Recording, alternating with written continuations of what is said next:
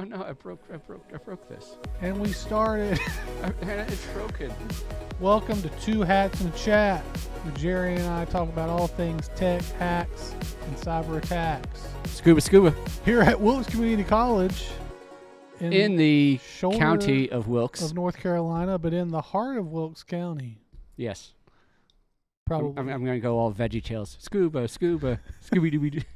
And everybody's like, dude, I don't remember Veggie Tales. Yeah. So, Jerry, what's up? It's raining.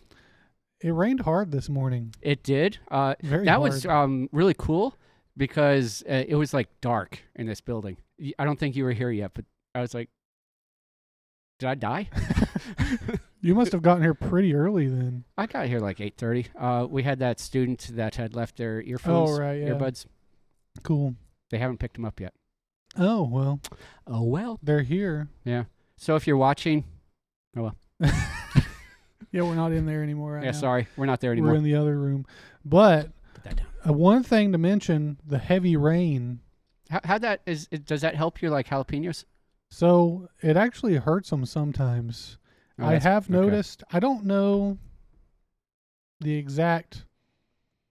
I'm thinking of the word physiology in my head, but it's plantology. I don't know how deep roots go for jalapeno plants, but in some of ours, they have just even in a strong gust, just fallen over, and we have to go out there and pick it back up and like bury it deeper and stuff.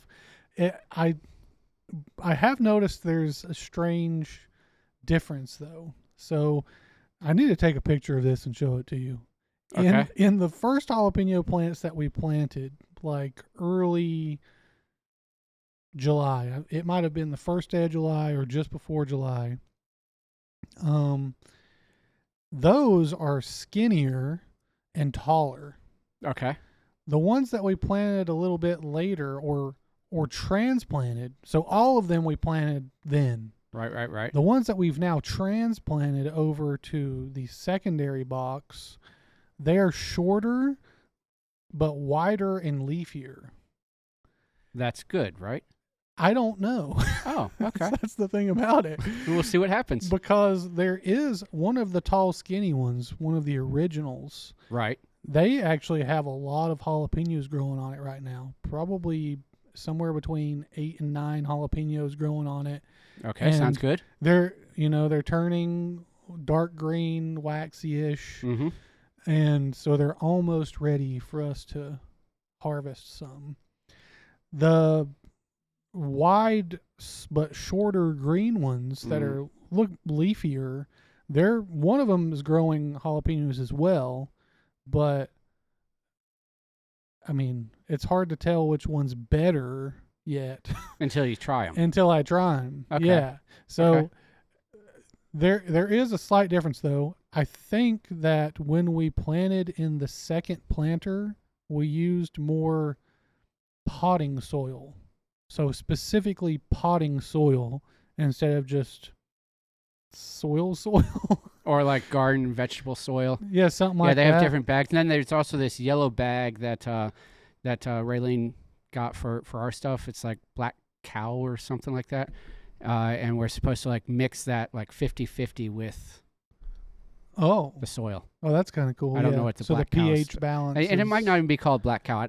I'm just thinking black cow. Yeah. And it's a yellow bag. Oh, okay. I don't know. Ours is a yellow bag too. It's got some green on it. I don't remember what brand it is. Yeah. But both were kind of like that. Mhm. So maybe we accidentally used the really good soil for the short but leafy ones. And since they were transplanted there, it stunted their growth, but also the fertilizer or the natural nutrients that it gets made it leafier. So you accidentally did like a study. Yeah, Yeah. accidentally, which is kind of cool, I think. And not to mention, I have 2 extra jalapeno plants on the front of my house. So I got a 14-inch clay pot Okay. Yeah. and put a mix of actually both potting soils of the original and the new into that pot. And then I actually put it at the front of my house. And then we had one extra. We didn't have an extra pot. Mm-hmm. So instead, cut a milk gallon Oh yeah, yeah, plastic yeah. gallon bottle and then put dirt into it and then put it in there, and they're both okay. Good. Now the reason I did those is because our house faces east. I'm So trying to think about the times I've been there and whether I've noticed where the sun is. The last time I was there, that bad thunderstorm came through, yeah, so there was no sun. there wasn't sun that No. day. Not that you could notice. But that like, does make sense because this, generally speaking, around here, storms do come from the west, and it did come from the backside of your house. Yeah, So exactly. yeah, that does add And up. that we're also protected on the backside of our house by a forested woodland style. That checks out. I approve. Yeah. So the sun faces east. So what I read online is that they need early sunlight for jalapenos. Okay. So from 10 a.m., at least from 10 a.m. to 4 p.m. See, to me, that's all day sunlight. Yeah, Okay. basically all day sunlight. Okay.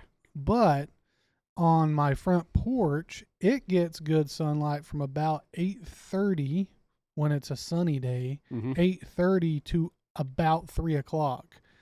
And then that part of the porch is covered Mm-hmm. by the eaves of our house Okay. by the time the sun gets the other side, right? Right. Yeah. So I've also kind of accidentally been doing an experiment with that too. Mm-hmm. I think from what I've gathered, it's just probably better to put it in the back of the house because about where the first planter box is sitting is right at 10 a.m., but then it gets sunlight the entire day Oh. because it's further away from the house enough to where the shade that comes from it doesn't Mm-hmm. shade. And also the sun, it's on the other side of the house, so the sun isn't interrupted in our backyard until it reaches about where that little tree I have in the middle of the backyard Right. is. Okay. And by that time, it's already the sun is it's the evening. Okay. So I think it's better to do it like that for jalapenos. That makes sense. But again, we haven't gotten to taste the fruits of our labor yet. So Okay. Well, we'll see what happens. and depending, I've read that when they're fully ripe, jalapenos turn red and are like a bright red color. Kind of like bell and- peppers. Yeah, kind of. It Okay. makes them sweeter but also spicier. And I like spicy. So Yeah. I'm trying to wait until the jalapenos at least kind of turn red before I start harvesting them at all because I don't want to prematurely harvest. And then I got to figure out how to actually harvest. Well, maybe you should harvest one that's green. Yeah. Just kind of as your like base. I guess you're baseline. right. They're supposed to be anywhere from 3 to 4 inches long. Oh, I thought they were longer for some reason. Well, in like some states they would be longer. But not here. yeah. So now we're back to our annual. The reason discussion. being is because apparently jalapenos, obviously the plant needs water to Mhm. survive, but the fruit, the jalapeno itself, is actually sunlight. So the maximum sunlight it gets, the bigger the fruit It is. grows better. Yeah. Interesting. Okay, that makes And sense. since there's like 9 fruits on it now, it needs a lot of sunlight. So on today's like today, yeah, it's getting watered and it's standing up straighter because it's the thin but also sturdier. I don't know. It might have plant. laid down after all the wind. Well, that one, the one that actually has the fruit on it, the original ones, like I said, they're skinnier, straighter, but they're actually like less prone to falling over because they aren't weighted down by like greenier, bigger leaves. Oh yeah. Okay. Yeah. So that makes sense. Yeah. So there's a lot more weight on the other ones because they are wider Mhm. and greener. So accidental experiment. Yeah. And Sometimes those are the best. It's pretty fun. Yeah. See how that works I out. love when that happens. Just a natural experiment. So yeah. Yeah. We'll see what happens. Yeah. I've been telling Selena, I'm like, I'm going to have to just walk in with 2 jalapenos during one of our podcasts and be like, all right, Jerry, let's try it right now. You remember our trip to ECGC? I do. Yeah, I remember all of them actually. Yeah, there was one year where we went to a, the Indian restaurant. an I think Indian it was. restaurant, and there was some sort of green pepper. Yeah. Yes, there was. Still don't know what it was. I don't know. No. And we were both just at the same time like, oh, that couldn't be that hot. Just downed it one chomp, and we were like, oh man, we're on fire. Yeah. Waiter. It was spicy. Yeah. It was. It had a little kick to it. Yeah, so maybe we'll have that sort of. That's okay. I got my water bottle. I'm ready. Yeah, we both have some water. No, Yeah. you don't. You're Mine's. Oh, you're hiding yours. Yeah. Mine's back here. So Yeah, you're hiding it. Yeah. So first week of class, Jerry. Yeah, I was looking at your water bottle, and I saw Wilkes Community College, and wow, there's a lot of stuff going on. Yeah. First week of class, like you mentioned. Mm-hmm. So we are running that new system for textbooks. Yep. Seemed pretty painless to me. Yeah, from our end, it was actually pretty good. Yeah. I mean, a couple of hiccups as far as, links within Moodle, but that's more, specific to the stuff that we have to do.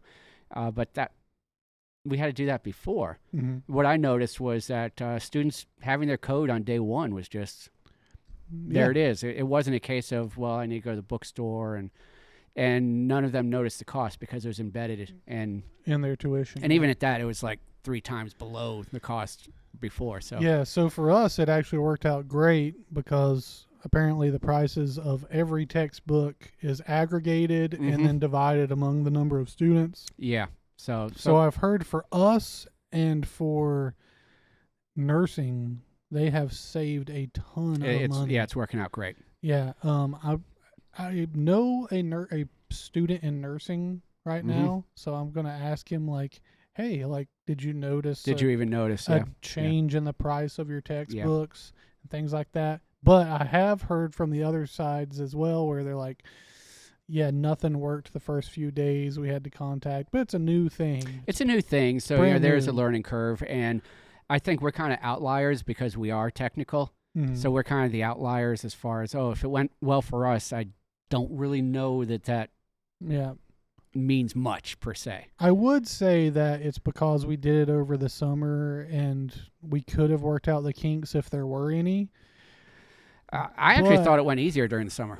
Yeah, and the thing about it is that some people where it went smooth for them during the summer, it wasn't smooth at the beginning. It's new system, more classes this time. It's things slip through the cracks. It happens. Yeah. Another thing, we had our first club meeting this week. Right. Yeah. That was pretty awesome. We had a really cool turnout. So for everybody who was there, woohoo, good job. Yeah. A lot of new faces that I didn't know. I now know 3 of them because they came up afterwards and introduced themselves. I will not see them again until October, I guess. The second 8 weeks, yeah. Because that's like my one time I talk to the club, isn't it? Yeah. And then I disappear. For a while, yeah. For a while I disappear. And we've got the internships through our partnership with Carolina Cyber Network. Yep. I don't know why I drew blank on that. What is it? I'm thinking of the acronym CCN. CCN, yeah, Carolina Cyber Network. So we've got one student who's doing Tier 2 internship with a North Carolina Department of Revenue. Yeah, that's pretty sweet. And I think they did an interview last week with that. I don't know if it's available for people to watch. That student did an interview. I have not seen it, but yeah, you're right. So if you're on socials, it'll probably hit TikTok first. So if you're on TikTok, I'm not, but if you are, let me know. I generally see it once it goes over to Facebook Reels, which I'm on like maybe once a week, or I'll manually search them. But anyway, if you're on socials, be on the lookout for his interview. Yeah. Really cool, sweet stuff. And that particular internship is remote and is actually doing live SOC, Security Operations Center stuff. Really sweet. Then we've got 2 students doing a Tier 1 internship on SOC training. Mm-hmm. 4 students doing a Tier 1 internship with CyberSafe. Right. And really excited to see what they do. Yeah, that's going to be really interesting. And then we've got the Tier 0 internship, which is through that Google courseware thing that is open to anybody. Anyone can sign up for it. And I think you said we've got one that has signed up for sure. I sure. know one student has said that they have signed up for it. And... honestly, I've lost track of what we have going on in the IT department. Oh yeah, there's been a lot. So what I tell my students a lot is, hey, if you need a laptop, our IT department has them.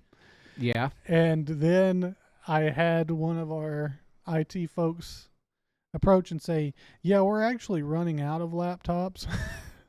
Yeah, That seems like a good problem that's to a me. good problem to have I would because think. then Yeah. the college can kind of say, hey, here's the reason why we should get more. Yeah, to You me, that know, either means we have school wide a higher enrollment, or we're school wide we're doing a better job of getting the information out that technology is available for students. yes. So whereas in the past, students just kind of suffered through as best they could, and now, now they have the technology. So that sounds good to me. Yeah. I think we've probably got 5 students or so that are interning, part-timing, work studying. You've got 2 work studies this fall, don't Two you? work studies this Yeah. fall. They haven't quite started with that yet, but I have one helping in the HTML, PHP database Right. class, and then I've got another student that's going to work in the network and security foundations and Net 125 in the second 8 weeks. Which that sounds pretty cool. Yeah. Speaking of Net 125, and I know we're kind of like throwing out school terms here that Yeah. other people like speaking what. But Net 125 is the first part of a 3-part series on CCNA, Cisco's CCNA certification. Yeah. Noticed this morning, you brought it up, that it is possible for students to take them out of sequence, that they're not actually required. So like the 3rd semester, you don't have to have taken the 2nd or the 1st in order to be in it. Yeah. I don't even know what I think about that. Yeah. I didn't even realize that was a thing until you mentioned it this morning either. But I remember talking to a student and they said, "Yeah, I'm in this level of this class, but I haven't done this other level yet." And I'm like, "How is that possible?" Yeah, I mean, to me, it's like, so yeah, I'm taking a Calc 3, but I haven't done Calc 1 yet. Yeah. I'm sorry, you broke my brain. So is that the third yeah, part of that class? So that particular student that you mentioned is in the 3rd CCNA course, but has not done courses 1 and 2 yet. Yeah. Which, I mean, according to the state guidelines, they're not required anymore. Yeah. And in like defense of the state, I think that decision was made to kind of open up schools to not be tied to the Cisco curriculum. Right. Yeah. Because schools we can do a local requirement on that, which I think maybe we should look into that moving forward. Do that, yes. So that way we don't have students in places where it's going to be difficult and challenging for them. More cool stuff on campus. First week, so we're just rocking all the cool stuff. We had a really cool meeting this morning with a company called Hack the Box. Yep. We have some licenses through Carolina Cyber Network, so we're going to be leveraging that. And all I'd been doing is the community side free stuff, which I thought was pretty cool. And then she walked us through this other side, and I'm just like, dude. Yeah, there's a lot of cool stuff. I gotta go play with this. I haven't done it yet, but what it looks like, and you can kind of describe it more if you want, Jerry, is it's a way for you to learn like a specific targeted piece of material. If you were just to get Hack the Box out of the blue and not be following a class, you can target a skill, and then you can learn about that skill, and then as you go through it, you can essentially do little labs, and then you gain points. It's almost like gamifying learning. Right. Like so like on the content. community side, the community edition version, they have an academy, a capture the flag, and dedicated machines, or the labs like you were talking about. And you can do those. So like, hey, I want to learn about, for instance, one of the ones I did a couple days ago, I want to learn Linux fundamentals. And they have a little module. They have modules, and then they have full pathways. Really a lot of options. Yeah. So the Linux fundamentals module was like, oh, this is going to take you 4 hours. And really walked you through a lot of Linux stuff. I told you about the one problem that I had to solve in it, and I was like, I don't know, I'm going to call that fundamental, but that was fun. And you can do that stuff. And there's a lot of stuff that's freely available, but then it does cost money. And to get a license on the community side for what we have available is like $700 annually, Ooh. but we're able to get it for $225 per 225 license because of Carolina Cyber Network and the amazing work that they've done. Yeah. And this then allows cyber ranges and capture the flags to become available, which we're looking at how can we do this with our high school partners. So Yeah. if you happen to be at Wilkes Central, talking about you, we will get in touch with you on how we can do this later. Yeah. We just haven't figured it out yet. Yeah, it's just so we can. So then you go into what we now have, which is the what do they call it, Enterprise? Yeah. They call it Enterprise, where we make a team, and you did that this morning. So you made a team for us, and then we can make spaces where we build a space focused on a specific class. Yes, it's like a class. So that spaces are like your courses, Right? Like, and I'm not saying like the Hack the Box courses. It would be your course, and you go and pick content from Hack the Box to put into it. Right. So like if I'm doing Security Plus, I'd make a space for Security Plus, and then I could actually just drop in there Hack the Box's Security Plus. Yep. Or I could be like, well, I want this and this. I'll take these 10 modules and that dedicated machine, and I'll just throw them all together. And then I assign students out of my team into that. Mm-hmm. And then we have leaderboards so that the students can see how they're performing in relation to other students. And I'm excited. I was thinking when we were going through it that right now, no offense to CompTIA, obviously, but the content that we use for our network and security foundations class, we actually use content from CompTIA, which is meant for you to use if you're preparing for the Net Plus.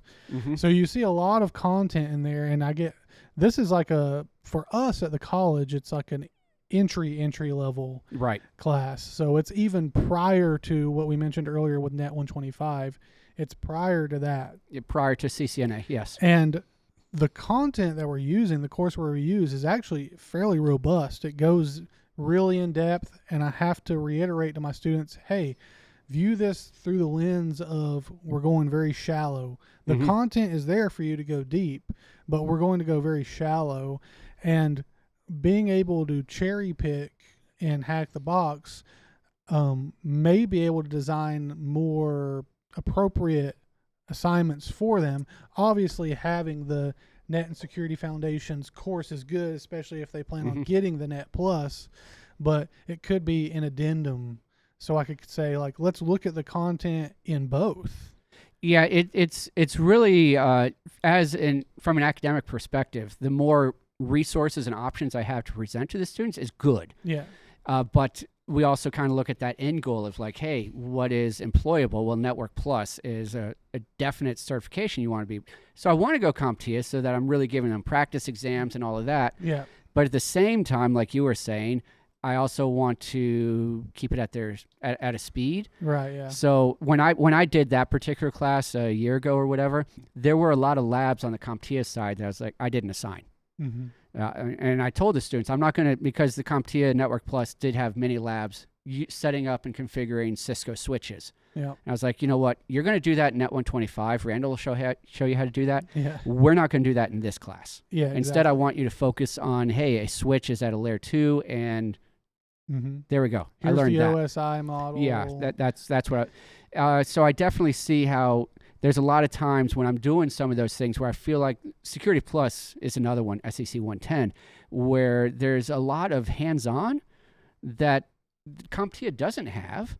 Right. But I think I can pull some really cool SOC stuff out of Hack the Box.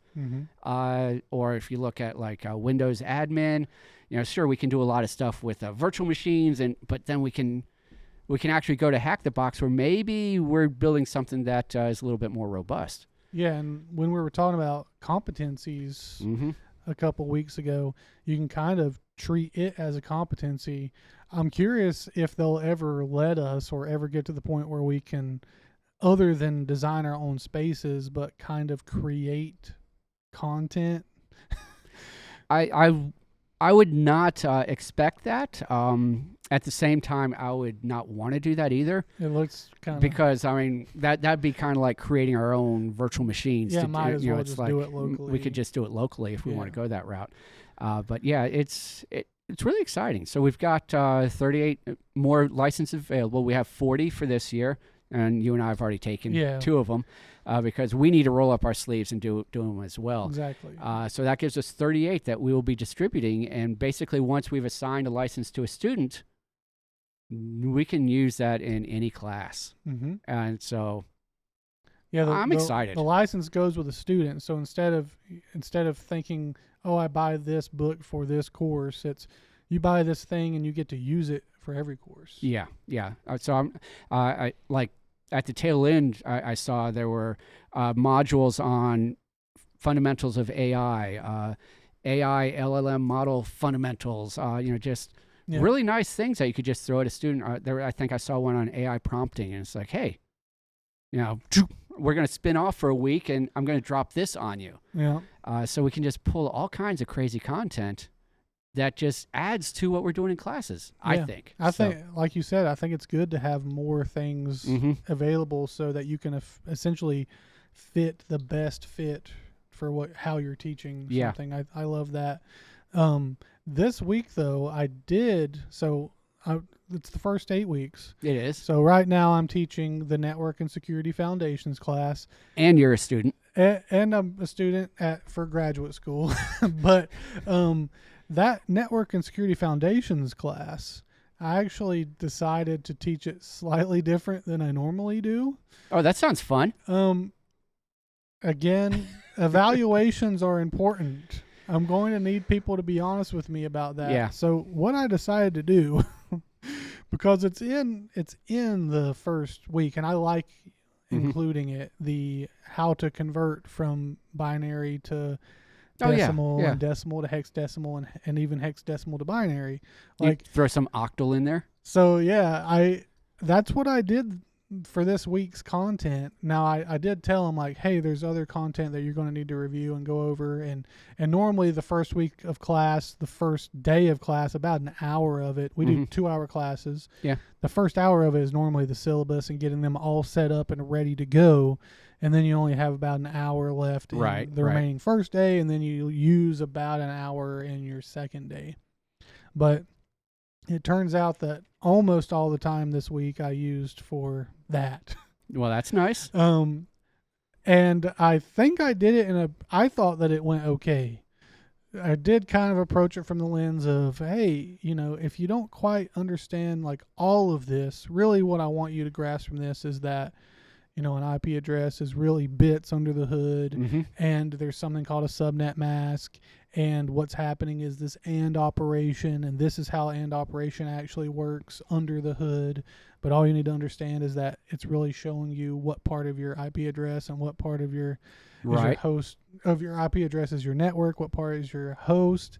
And I thought that it went pretty well from that angle.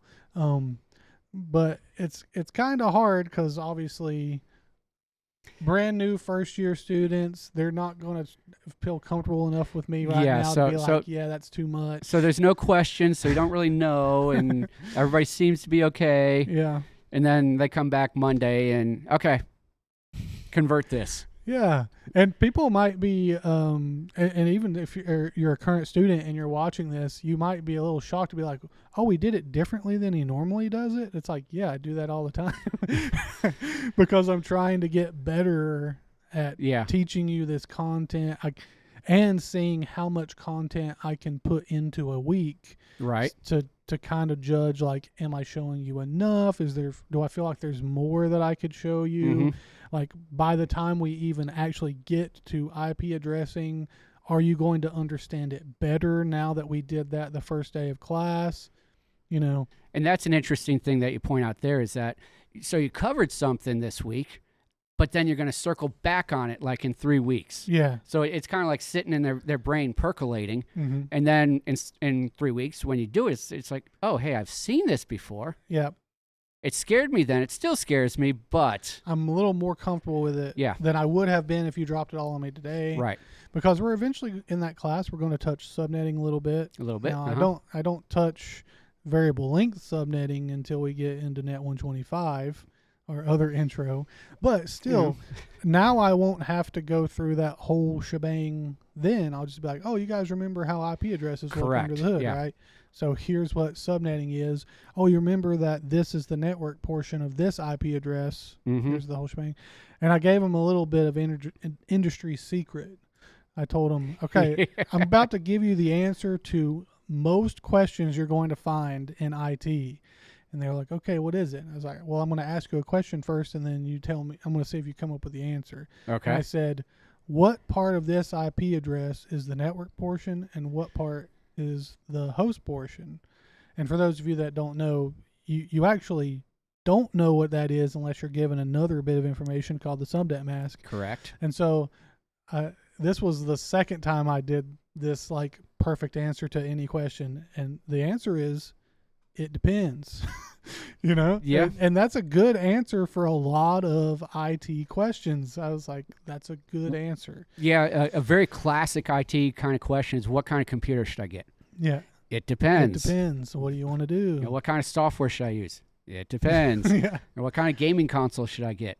It depends. Exactly. You know, yeah. Another thing, you know, with you bringing out, and I broke this again, with you mentioning that you did all that binary stuff, another cool thing this week. I mean, this is just a week of awesome coolness first for us here at Wilkes. Yeah.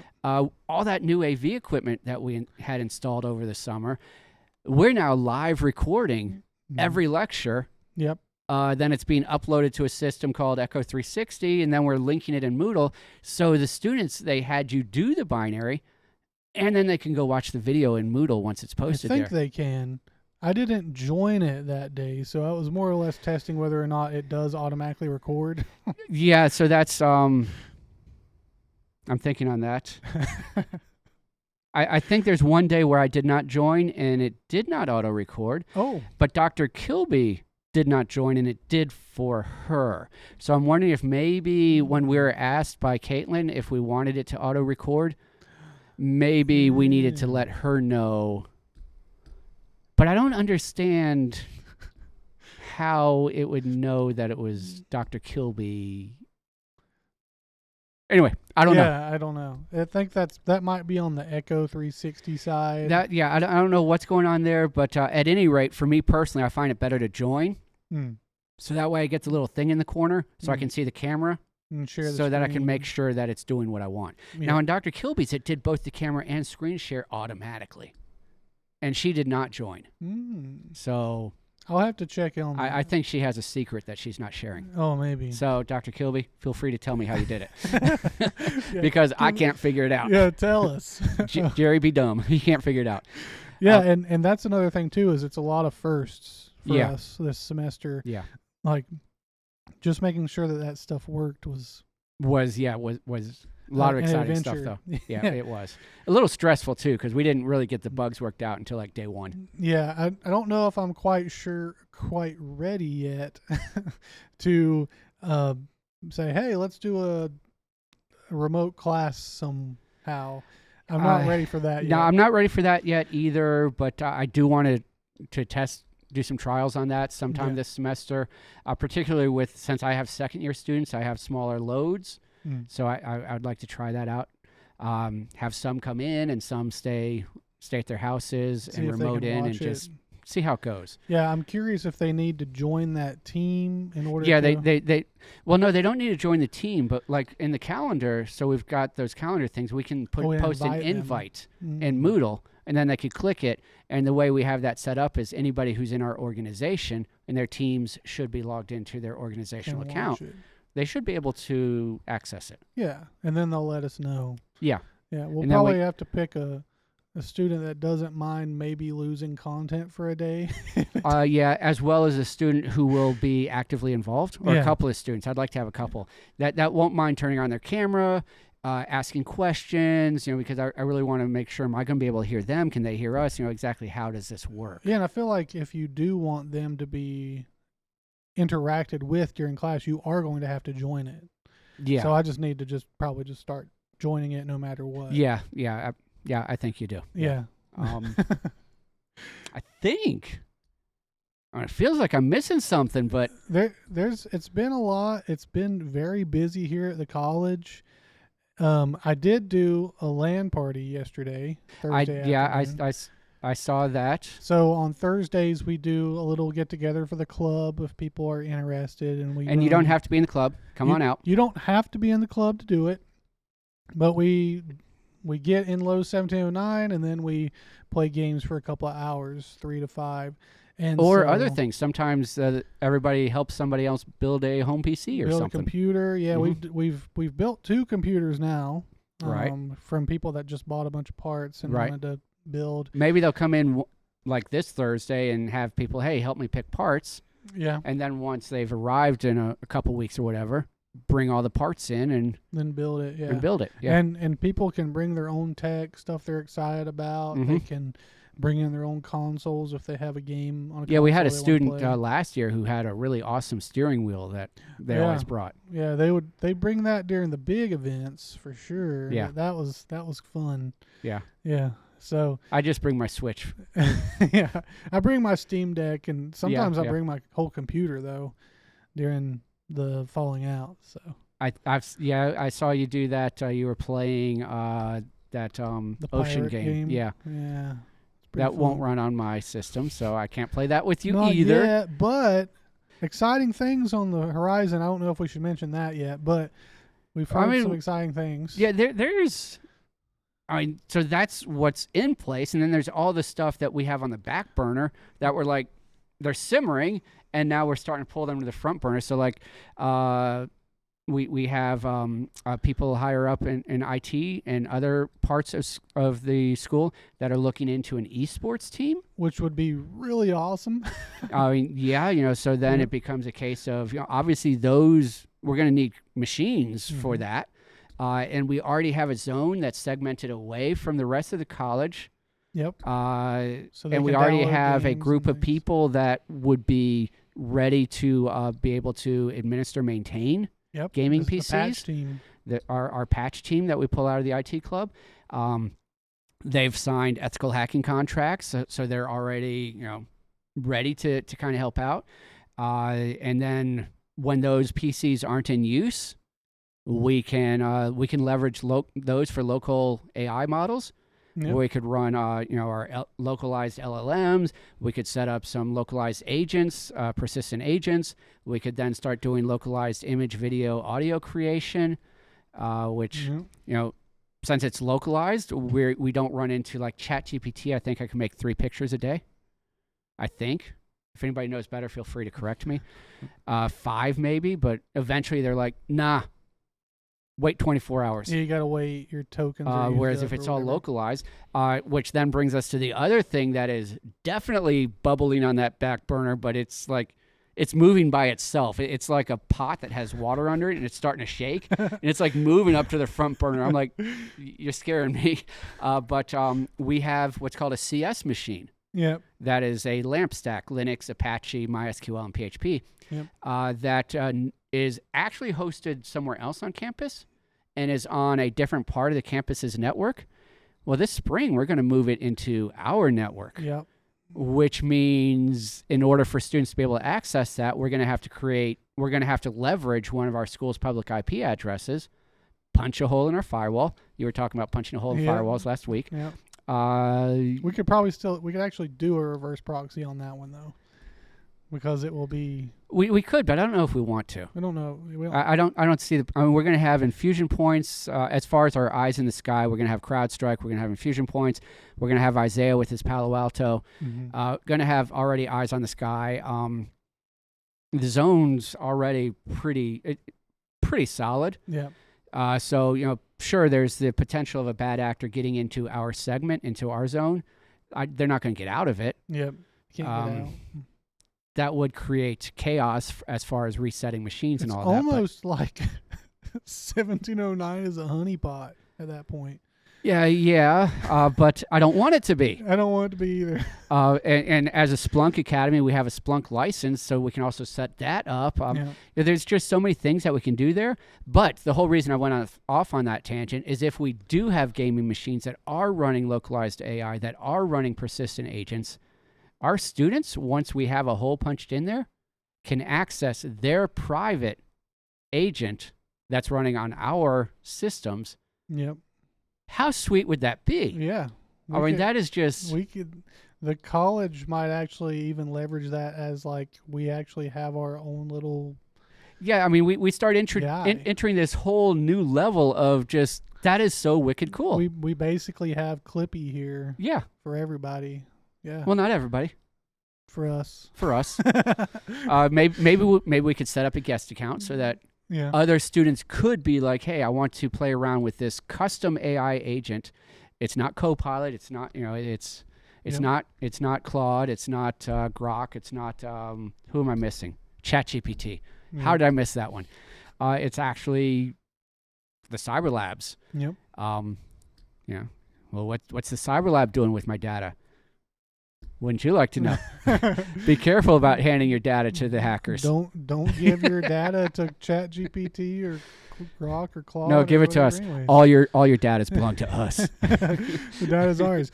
Another cool thing is that it's fun who you meet at when you have club events, right? For the Falling Out, we've been doing that for about 3 or 4 years now, which the Falling Out, if we haven't mentioned it before, is like an end of semester get together pizza where we eat pizza and play games like all day long. Panda Inn. Yeah, Panda Inn. Yeah, so we do that, and it's kind of like a celebration of the end of the semester. Mm-hmm. And Yeah. Hopefully you guys did well, but also pizza and all that.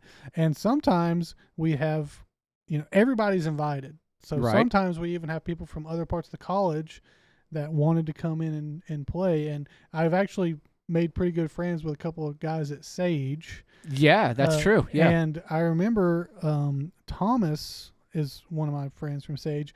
He mentioned esports last year sometime. And he was talking about us maybe writing a grant for that and getting that going.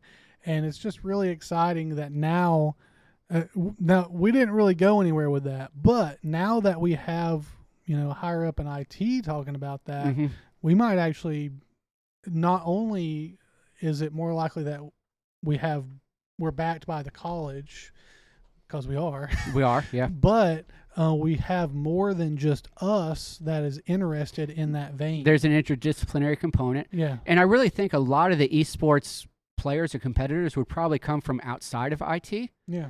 But what we as an student IT club or whatever just the opportunities there, like we can set up monitoring software to monitor the packets that are going on with games. There's just so many things we can do. Yeah, and we can our patch team can actually upkeep that as well. So offloading the support of that kind of stuff to a student. I mean, it's... So if we and I don't really know how esports teams work in the college level, but I would assume like if we had 2 or 3 games, more often than not, those are going to be different people. Because if you're a gamer, that you could be really good at FPSs, like first-person shooters, or you're really good at like Rocket League, or another like a MOBA for League of Legends or something. Like all of those are different skills, different types of skills. So it's not even that you would have the same people on the same team, and then you would have your patch team would have to go in and install these different games, make sure that they're set up properly for those users, and then there's captains to think about, and there's and there could be somebody else on the college like just around that says, "Oh, I play this game all the time. I could help like advise that team." And so it opens it up to a lot more like coming together. Interdisciplinary community. Yeah, exactly. I know that my youngest son, when he was at William Peace University, he was a part of their esports team. And there was not only were the players playing, but they would also, I think they Twitch streamed it. So like whenever they had competitions, there was also a live stream of it. So I don't know if we'd podcast it. I don't. Oh yeah. But there becomes that component. I don't remember what game he was involved with. I want to say either Fortnite or League of Legends. Not Smite, I don't think. I don't know, but one of those type of games, and like their team would sometimes travel to other schools, or other schools would travel to them. Hmm. So then you start networking, building connections with other locations. There's just a lot of really There's a lot of neat cool things to stuff be there. excited about. Yeah, I like Um, that a lot. so- I'm really excited for it. I've never done any sort of esports, but it's fun. I mean, I love to play games, Right. so it's fun to just have that be part of the college. And on top of that, that's just stuff for us. Right. For the students, like you were mentioning, it's the networking that they have with other people, and they get to meet like all sorts of people. And for them, they can actually earn like grants and things to go on to Right. colleges, other colleges, and maybe even open a business. Who knows? Yeah, who knows what they can do with that, Yeah, but yeah. So it's the opportunities for those students as well is Mhm. huge. Yeah. Very cool So- stuff. And that's just a little bit of the stuff we're doing. There's just so many moving pieces right now. Yeah, Uh, we just also paid off the very last stuff we did with the 7209. With the AV equipment. So that means we're getting ready to order our new digital forensics labs, which are physical hands-on things. That's going to be super sweet. Yep. Our new industrial systems labs, which are hands-on with industrial protocols, industrial networking, which, if you don't know, is separate from enterprise. They use different protocols. It's different. Yeah. If you remember when we were down at Skills USA, and I think we talked about this back when we were talking about skills on this show, at the Cybersecurity National Competition, they have this thing called BACnet that I've never seen it in my life. And we're there, and I'm like, I want to put my hands on that. I want to mess with that. Yeah. But it's stuff that's not traditionally taught, but we're going to kind of look at that. Now, there are some schools that do have a lot of industrial systems already in their schooling.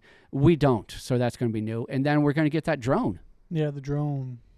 that we're going to have to keep each other from taking off the frame. Yeah. The drone is actually mounted on a solid frame, and it's a really nice drone, but it's mounted on a solid frame. So as you're working it, it'll go up and down on the frame, Yeah. and it'll turn and tilt, but it won't actually fly.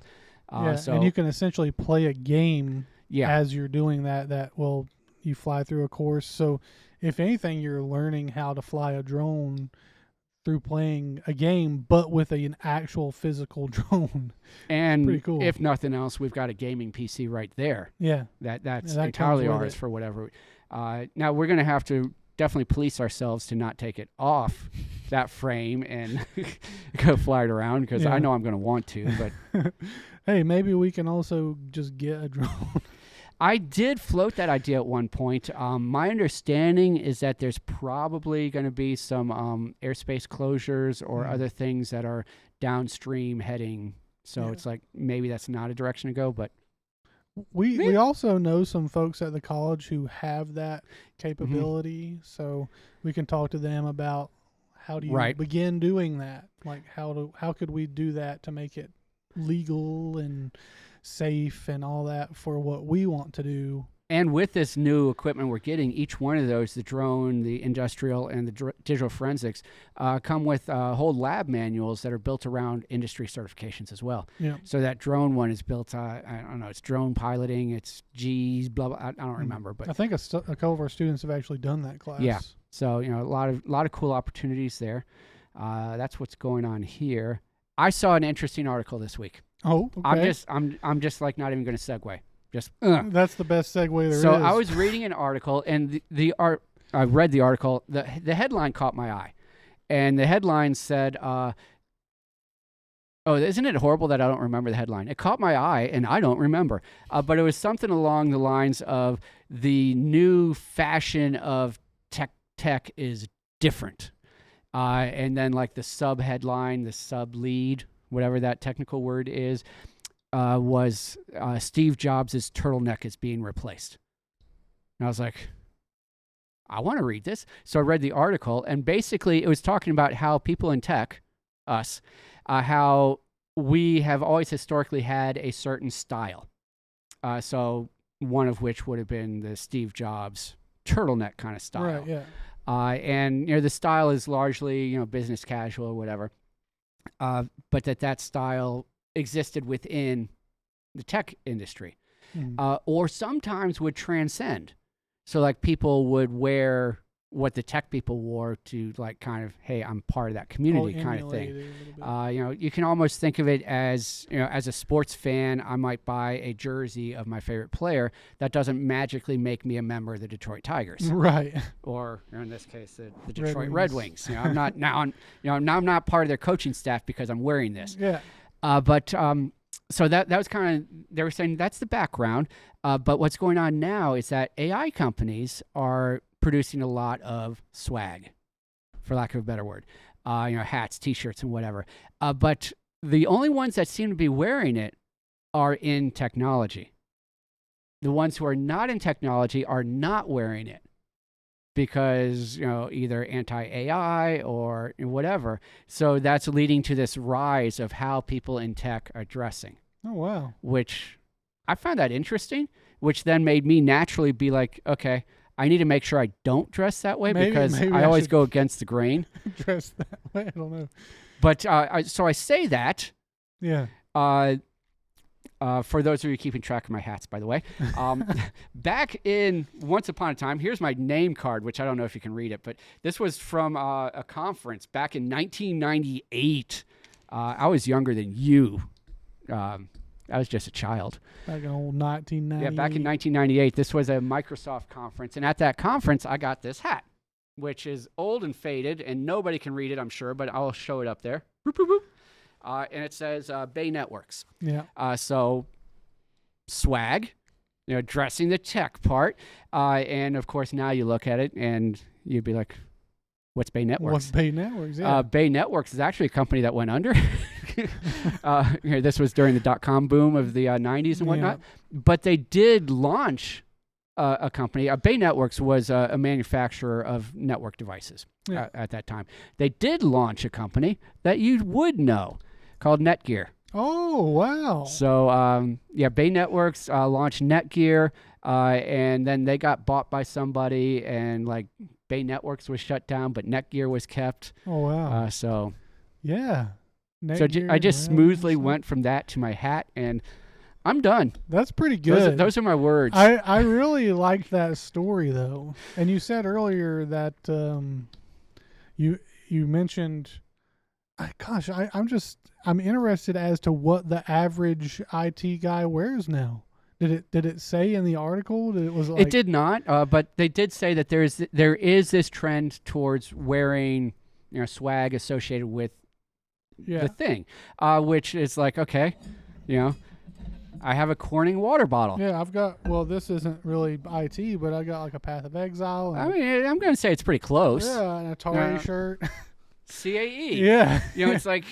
We just start wearing shirts that we just have been given or have. And last week, do you happen to remember what shirt you were wearing last week?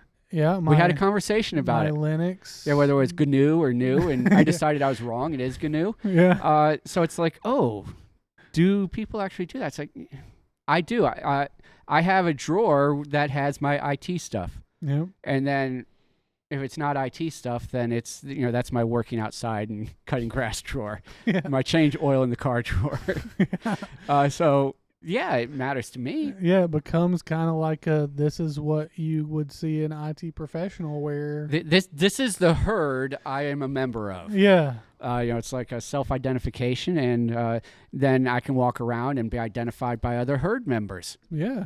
They can be like, Bay Networks, not only are you a member of the herd, you're an old member of the herd. Yeah, and if they know that they know of Bay Networks, then you guys probably have more in common than just the fact that they know of it. Yeah, we're going to go sit somewhere and we're going to talk about the old days. Yeah. And start running off a whole bunch of other names that's like nobody knows. That's intriguing.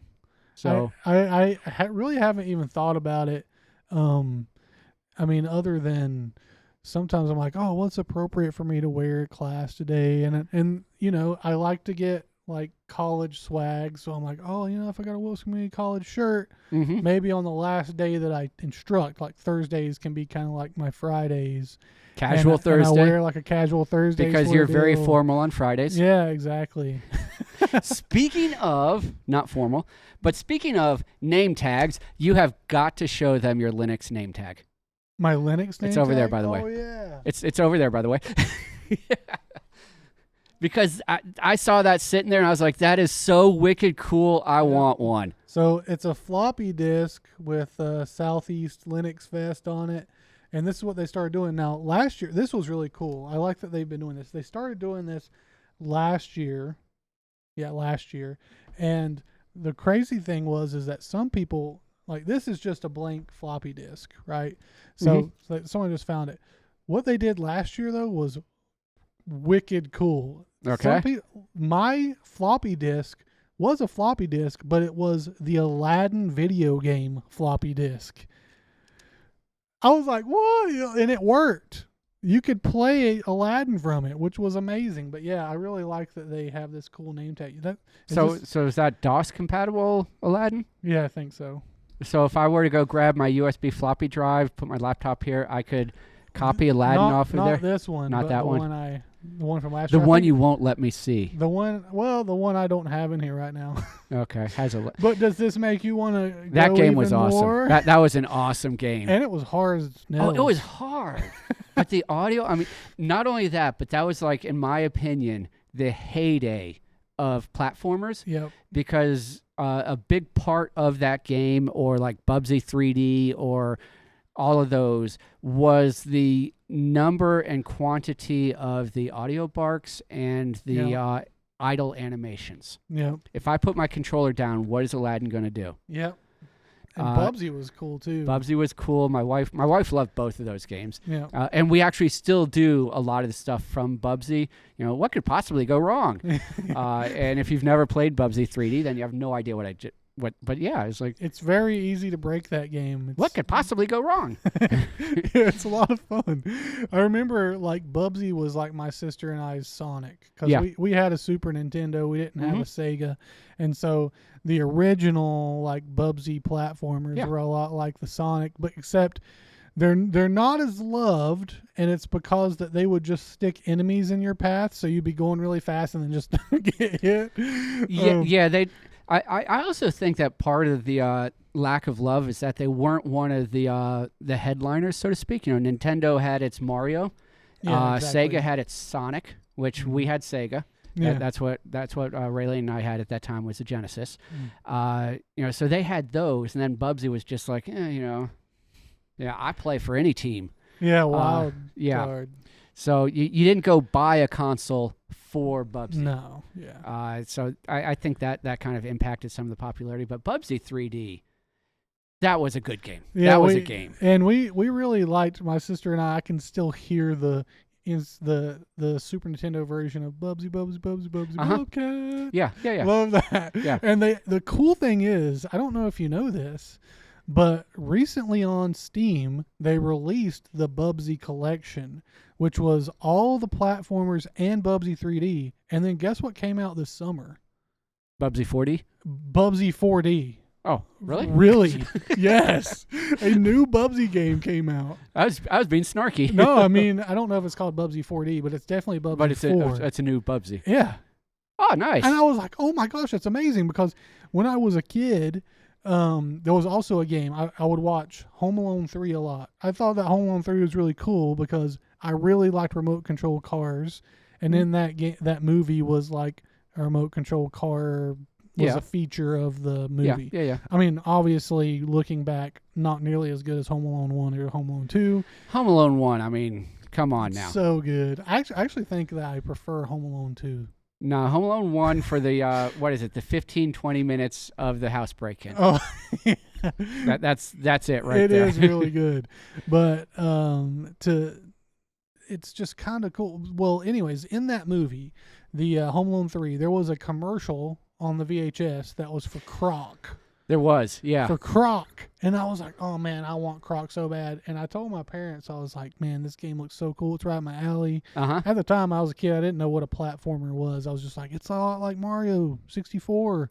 Yeah. We should get it. And they're like, they came to the realization, they're like, it doesn't exist for Nintendo 64. It's only for PlayStation and those. And I was like, oh man. So I need a PlayStation. I didn't have a PlayStation until PlayStation 2. So, and I never went back to get Croc, but you could. They have put Croc on Steam. Nice. And they're making a Croc 2. It's interesting how like our console experience like weaves in and out. You had a Nintendo, I had a Sega. Yeah. After my Sega, I got a PlayStation 1.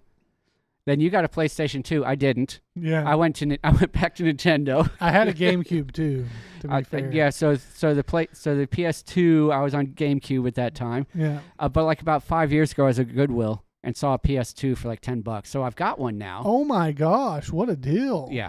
Holy cow. Yeah, it was a super deal. So I've got one now. Yeah. But I mean, I didn't have one then. Mhm. Didn't do. Yeah, I haven't done PS3, PS4, PS5, but did Xbox and then Xbox 360. 360. That's the one that came out. Then Xbox One. And also during that time, we also did the Wii The U, Wii, yeah. Switch. I mean, since GameCube, we've had every Nintendo console. Nice. But, currently, Switch and Switch 2 at the house. Speaking of Switch 2, which I was, I was playing. I got back into Dreamlight Valley yesterday. Oh, nice. The Disney, Sims? You say just to humor me, as you're like, dude, you need to grow up. But I finally unlocked Pluto. Oh. So I have the Pluto dog in my valley now, and I'm cool. like, did you finish all of the Hercules? I did. I have stuff Hercules over and the Phil. summer? I was working on that Nice. over the summer. Now they just added Wreck-It Ralph. Really? So I mean, I already had Vanellope because she's kind of part of the game, but I grabbed Ralph and I'm grinding him up now and That's cool. grinding Pluto up and Can you play like the Wreck-It Ralph no, Donkey Kong style not that I game? don't think so. Oh, okay. So that's a whole different thing. Nice. But I like Fix It Phil too. He's yeah, a cool they character. mentioned him, and I think it'd be cool if he was in there, but he's not. Yeah. So, what are you gonna do? I really like that movie, the 1st Mhm. Wreck-It Ralph. Yeah, I'm a fan. It's a very good movie. I thought it was cool. That's back. Interestingly enough, that's back kind of when video game movies weren't that great. It kind of set the standard, if you will. Yeah. Although speaking of not great movies, video game movies that are just the I was about to say best, and I'm like, Jerry, I mean, is that really what? No, I'm gonna say are among the best Yeah. of video game movies. The original Super Mario, You like the live action Super Mario? the movie? original one, with the guy who was in Who Framed Roger Rabbit. Yeah. That Bob Hoskins, that's his Mhm. name. My oldest and his wife were over one of the days during the summer, because my oldest he watched the original Mario one a lot when he was a kid, but his wife had never seen Who Framed Roger Rabbit. So, guess what we're I watching? think you told me about that, Yeah. and I was shocked at the time, as I am now. Well, I also told you the whole version of that story, which I'm not going to tell on here. Yeah, I'm not going to tell the whole version, but I did tell you the whole version. So we're watching it, and I just offhandedly said, hey, that's Mario. And he was like, no, it's not. So, yeah, I mean, that original Mario one, it's like, that's a good movie. I thought it was interesting at the time, and I liked the angle they went with it, Mhm. and like Yoshi and all that. I And mean, Daisy was in it. It's not the game, Yeah. but how many of the game movies actually are the game? Do you like the new Super Mario, like 3D movies? Have you seen those? I've seen both of them. I just saw the newest one not too long ago. This past spring, I believe I saw it. Yeah. I liked it. I mean, it's not like I have a list of complaints about it, but the voice acting. My No, I do kids have love it. a complaint on it. The voice acting. That voice actor that was a phoned in. I'm not even going to try. For which one? From I think it was the guy who did Mario. Oh, for Mario. Yeah,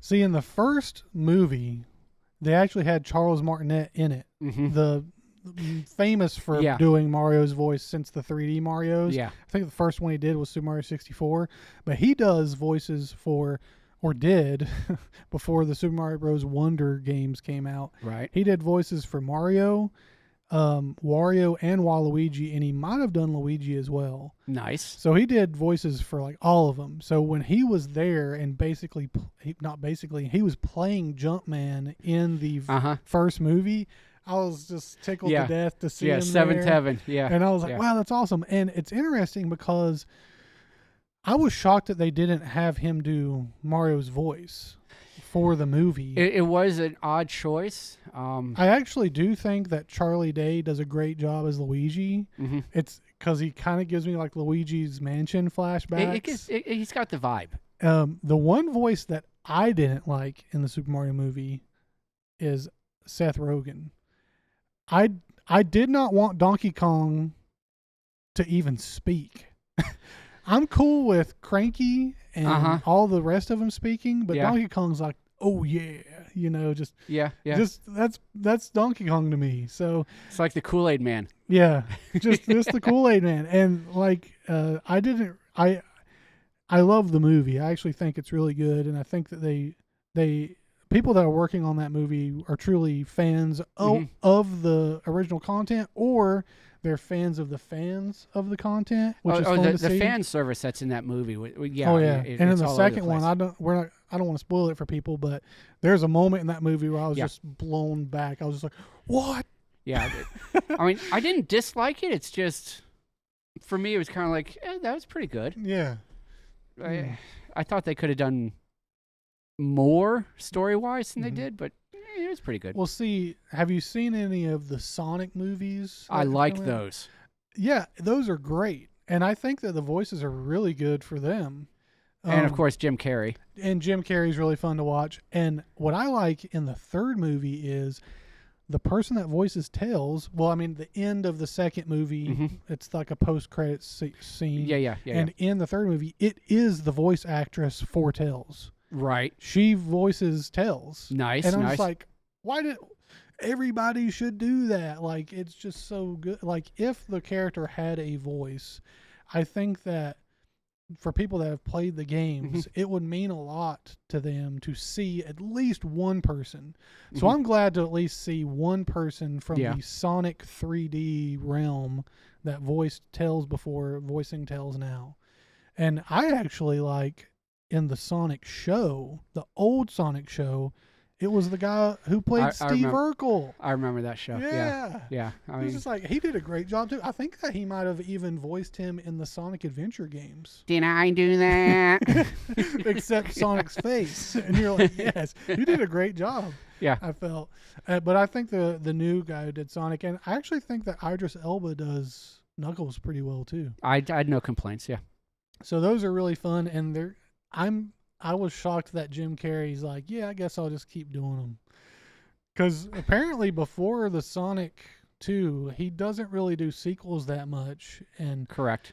From what I heard, if you're unaware, Shadow is voiced by Keanu Reeves. Yes. And he really wanted to be in a movie with Keanu Reeves. Yeah. So he did that, which is kind of cool because Shadow and Dr. Eggman get to that was a big advertising thing of having Keanu doing that. Yeah, which is huge because it's cool if you they kind of stuck with the Sonic Adventure game storylines, and it's kind of cool to think about who the next villains could be because in the fourth movie there's going to be Amy, which she's really cool, and I hope that they do like Sonic Adventure style Amy, where she's enenamored with Sonic and just does cool stuff. And then Metal Sonic is going to be one of the enemies. Nice. Yeah.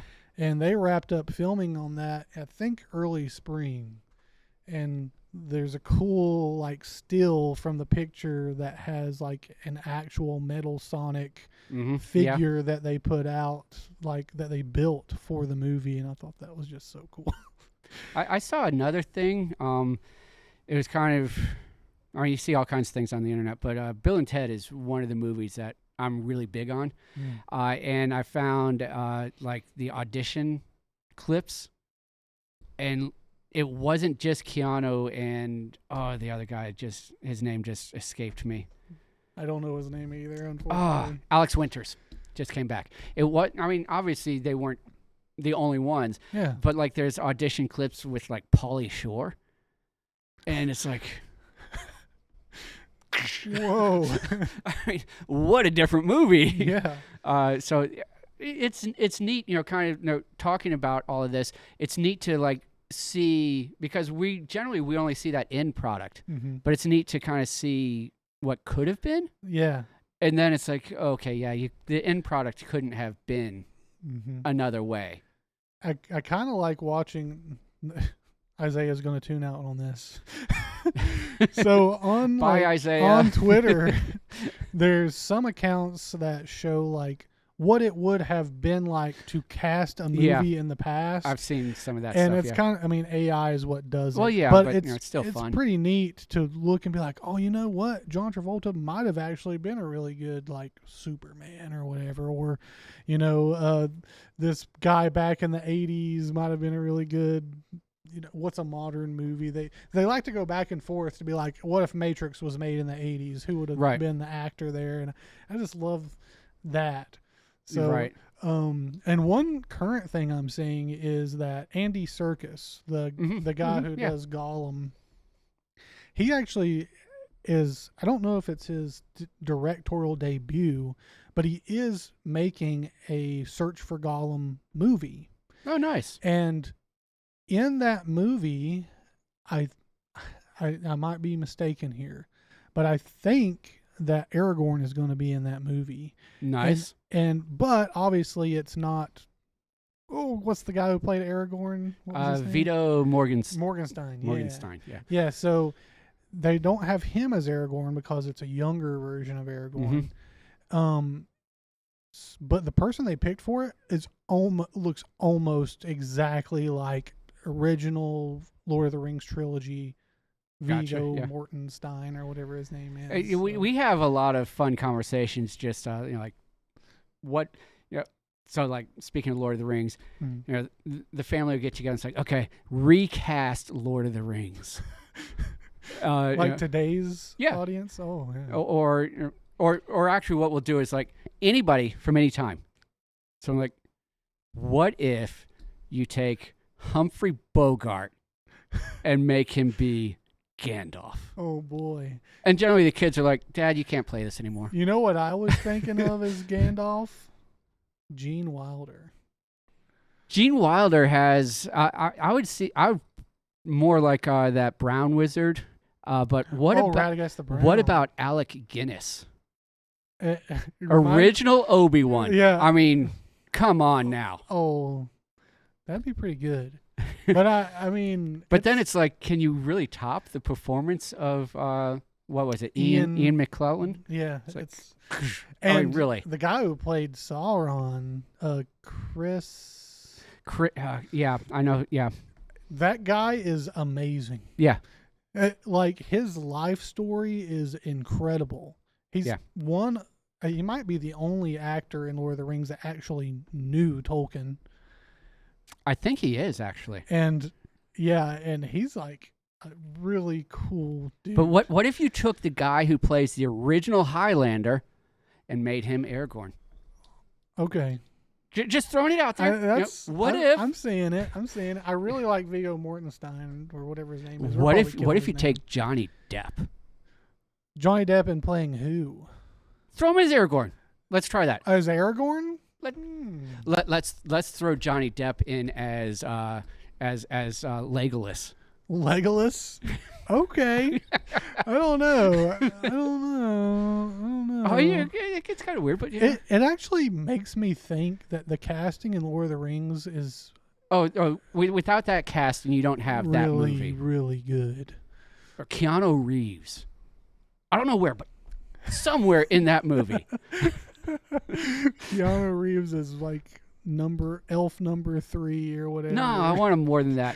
Keanu Reeves as the king Eowyn. No, Eowyn. Yeah. Yeah. The Eridan. Yeah, the one that's like being possessed or whatever. No. Keanu Reeves as Wormtongue. That's what I was thinking. Or like Johnny Depp as Wormtongue or something. Oh, no, because I got to be able to go to sleep at night. That would be scary. Have you seen the Johnny Depp Sleepy Hollow? Yeah. Love that movie. Yeah. Excellent movie. Yeah. We're just going to movie towns now. I don't know. Yeah, I think we're out of time. We're not too bad. How bad are we? It's only like an hour and 13, but yeah, so we're out of time. Well, we got to start reeling this back into an hour. We got to get near an hour, but who knows? It might reach 2 or 3 hours someday. Woo! That's a lot of words. I remember when we were talking about doing the podcast, and my mind was an hour. Yeah. But in your mind, you said was like 15 minutes. Well, originally to me, it's like it was really going to be nuts and bolts, and this is what's going on at the college. Mm-hmm. And hey, here's a cis alert. Yeah. Panda out. And it came. I think it's become more of us just talking. Yeah, and I mean we only have 10 people who watch, so. Oh no, well, there's new rules about views in YouTube. Oh, are there? Yeah, so it's gonna get actually worse for small creators, I think, because used to get a view on YouTube, and I didn't know this rule. I just know it because of. Well, we're not news. trying to monetize, so we don't even care. Yeah, it doesn't really matter. We're just making it for fun, really. Yeah. But how it used to work is that you had to watch a video for a certain amount of time in order for a view to happen. What they're changing is that the video just has to play for the first frame, and then you get a view. Now the weird part that's a little is, TikTok-y to me. Well, think about it like this: if you're a company and you want to advertise on YouTube. Mm-hmm. Your metrics for what someone actually needs as far as views now has probably shot up a ton. Right. Because you and I could probably write a bot that would go and make watch a ton of times, or maybe refresh a page a ton of times. And I don't know if it's dependent also on different accounts. But that's so easy to write. Surely it's going to be IP address. It's going to be looking at unique views. I mean, surely. Yeah. And what's probably going to have to end up happening is that in the background now, they're still going to have stats for the person making the videos for like, oh, this is a long form view, or this is a view that actually mattered with some whatever. More engagement. But what people will see from the outside is when they're not working in that channel is just the views for the video. Okay, right. So it's going to throw off stuff. What outsiders understand versus what the true metrics exactly. When you start seeing a video that has 50 million views, well, is it actually 50 million views? But it might only be like 50,000. Yeah. Actually viewed it. Yeah. It's kind of like when... And I still think that it was bad when they took away the dislikes, because there's videos today where someone could be like an actual scammer. Yeah. And they would be found out by people disliking it and then leaving a comment. It's like, this was a scam, or this person's trying to scam. And you would see that dichotomy between the likes and dislikes. And then you would understand that this isn't a viable thing. Not only that, but I also feel like the dislike is very valuable for individuals as far as the algorithm, because the algorithms are really, they just want to feed you what you want. Yeah. So from an algorithmic perspective, I don't care if you didn't like it. Did you like it? And I also understand that's to try to avoid like toxic engagement, where I just go to your YouTube and I just go, I hate Randall, I hate Randall, I hate Randall, I hate Randall. Just to dislike a bunch. Now, per account, you could only dislike once. Because I can't write a bot to handle but that. But you could have a bot go around and have a bunch of bots and dislike and then dislike every video you've ever posted. You could do that, but I don't know. It's a give and take. It really is. I think the dislike is incredibly valuable to help offset the way that these algorithms become so hyper focused. Right. Yeah. Because it's an interesting thing between my wife and I. She is one of those that she really likes to engage with her content. So like and comment and share and follow, and she's all over that. I do none of that, and as a result, my algorithm is wide open. Because the only thing it knows is views, then it becomes specifically how long did I view it, and that's really relevant. If I only saw the first frame, then I probably swiped past it. Exactly. So maybe not feed that kind of content. But then, so my algorithm is not hyper focused because I'm all over the place. Yeah. Whereas my wife's is really hyper focused. Because and all that engagement. So to break her algorithm out, you almost have to delete the history. Yeah, and what I do is, and this is kind of weird, but it's what I do.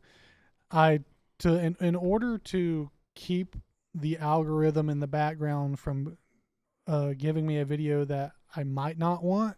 I actually watch videos of channels that I'm not subscribed to in a private browser tab, so that I can see like, oh, okay, I actually like this content. I'm going to subscribe to it on my main channel, Right. and then it will start kind of recommending me that. It's gotten me down to where it knows that I like video games. It knows that I like watching content. I guess like technology. It knows that because I watch ours, and then it knows that I like Warhammer painting, Right. and a little bit of golf. So it knows all that from me. But if it's something like I'm getting into a thing, so if I'm watching like disc golf tournaments, I'll actually watch that in a private tab. So my main YouTube doesn't recommend Doesn't me, know that you did it. Yeah, it doesn't even recommend me disc golf at all. Until you decide that, okay, I actually like this channel. I think I'm going to subscribe to them and then Right. start watching it on my main channel. And as far as subscriptions on my YouTube account, I've only got like 15. In 20 years of watching YouTube, I've only subscribed to 15 things. Yeah. I'm very, very guarded about that. Not because of privacy, but because I intentionally want my algorithm to be like, you know what? I don't know what you want to watch today. Yeah. Here's 20 things. Mm-hmm. They're all different. Yeah, exactly. Yeah. Instead of, hey, here's 20 things about the Detroit Tigers. Like, yeah. I'm going to watch all 20. Yeah. Don't get me wrong. But, I need the algorithm to help me, like, break out sometimes. Yeah, and I think that's a good thing. And that's one thing that I kind of think YouTube is okay at that Twitch wasn't great at, is it will recommend me channels that only had 8 views or something like that, which I think is good. Yeah. Because as far as discovery, how can it's like the rich get richer situation, Right, especially in Twitch, where in Twitch, if you don't see that someone has a lot of viewers, then you also are less inclined to go watch them because you're wondering why. There must be a reason. Why is there so many viewers here? So it is a rich get richer, and it really buries people like me that had like 12 viewers or 40 viewers at the time. I still hate that I can't find that shirt. Like at least once a month, every other month, I'm like, I'm going to clean out my dresser again because that shirt has to be here. It's got to be here. And I have no idea what happened to it. I'm just going to bring you mine one day and just be like, here you go. I'm pretty sure that I took it to like the in-laws and maybe I left it, but I've never seen anybody else wearing it. It's an incredibly rare shirt. Yeah, there's like 3 of them? Yeah, I think, if that. There's 2 that I know of. Yeah, I'm pretty sure that my oldest son bought one too. Oh, yeah. Because for those of you who don't know, which is like everybody, Randall decided to do a 24-hour Twitch-a-thon. It was 12 hours. 12 hours. I think it was 24. It wasn't. He's wrong. It was 24. He doesn't know. He wasn't there. So it's a 12-hour thing. This was during COVID. Yeah. So I was actually at my in-laws' house at the time, and I was there doing my online classes. My oldest son was there doing his classes because he was TAing. He was in grad school at that time. So we're both sitting there doing our classes online, and here's Randall, like, live streaming his Twitch for 12 hours. Yeah. And at one point, he's like, hey, everybody, I'm going to design a shirt. Yeah. And I don't know, everybody, I don't know how many people were watching. I don't remember. Maybe 10 to 12. Dane was on at times. There were a few others that I recognized that were on. And then we all went and ordered the shirt. Yeah. And it's pretty fun. I lost my shirt. Well. And I hate me. You might find it. Maybe one day we'll do a 2 hats and a chat shirt. I think it'd be really cool to I have. want a 2 hats and a shirt. I mean, it goes right along with how do tech people dress. Yeah. And graphic design people could design. We're getting back to this community interdisciplinary thing, and we're right back to the beginning, and that's probably where we can sign off then. Boom. Give we us go. A sign off, Jere. So remember, everybody, let's skip dangerous. Panda out. Panda out.